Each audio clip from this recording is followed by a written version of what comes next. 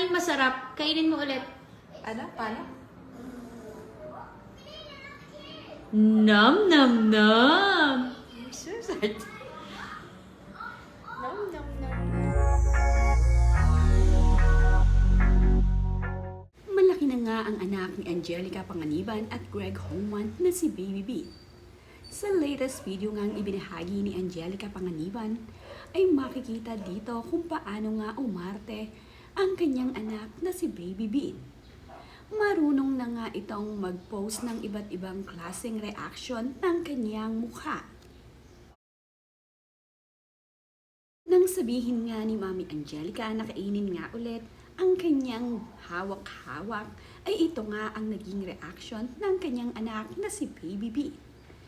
Nagbaghagi nga itong si Baby B ng iba't ibang klaseng reaction sa kanyang Mami Angelica. Kunwari nga ay sarap na sarap ito sa kanyang kinakain. May pataas-taas pa nga ng kilay itong si Baby Bean at pa-post-post ng kanyang mukha. Napakaganda ngang umarte ng anak ni Angelica Panganiban na manang-mana sa kanya.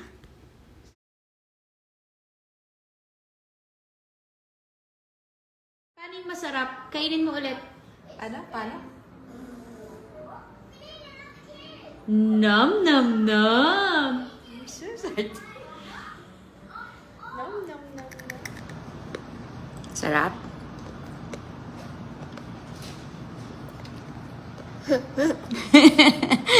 Sarap. Pasado naman nga dito sa anak ni Angelica na si Baby Bean ang lasa ng price na kanyang pinatikman dito. Nakakatuwa nga na sa una ay seryoso itong si Bean habang siya ay tinatanong ni Mami Angelica. Bigla na nga lamang itong tumawa at nag-smile habang ito ay kumakain. Pasadong-pasado nga raw dito kay Baby Bean ang price na kanyang ibinigay. Kaya naman, tuwang-tuwa itong si Mami Angge sa nagiging reaction ng kanyang anak.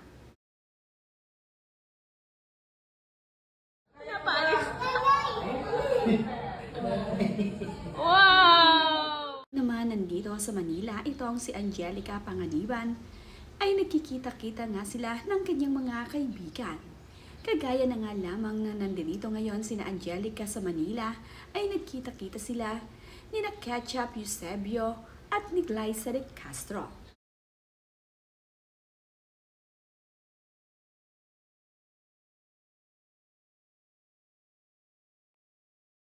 Nakalaro at nakabanding nga ni Baby Bean ang anak ni Ketchup Eusebio na lalaki. Makikita naman dito na nakikipaglaro ang anak ni Angelica Panganiban dito sa anak ni Ketchup. Madali namang makasundong makalaro itong si Baby Bean, kaya naman hindi nahihirapan ang anak ni Ketchup sa pakikipaglaro sa kanya.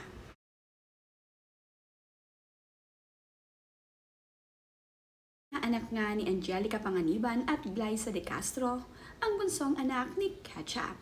Binigyan nga nila ito ng laruan at tuwang-tuwa naman nga itong si Angelica at Glyza dahil pang 10 years old na nga raw ang gustong laruan ng kanilang inaanak. Tuwang-tuwa naman itong si Angelica at itong si Glyza habang nagpapakuha ng litrato ang mga ito dito sa anak ni Ketchup. Na-challenge naman nga raw itong si Mami Angge nang sabihin ng kanyang kaibigan na gustong kainin niya ngayong lunch ay ang mga healthy na pagkain. Agad naman silang ipinaghanda ni Mami Angelica ng masarap na mga healthy food na kanyang kayang gawin.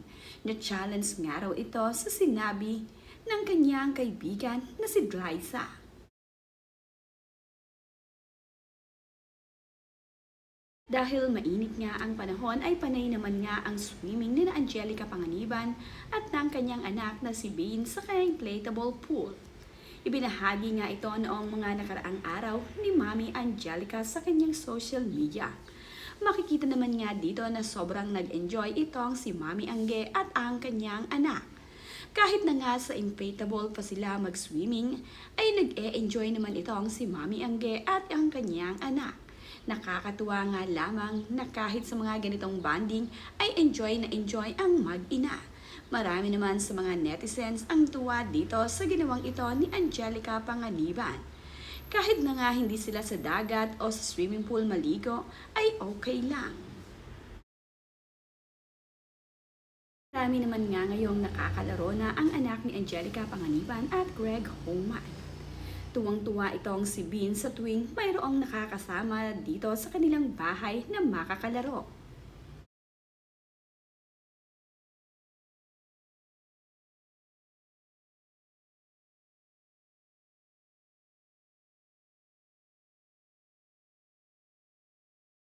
Natry na nga rin pala mag-school ni Mami Angelica ang kanyang anak na si Baby Bean. Ibinahagi pa nga nito ang kuha ng litrato ng kanyang anak na nagtatry na nga daw mag-school itong si Bean. Excited naman na itong si Angelica para dito sa kanyang anak na ngayon ay kanya nang ipapasok sa school.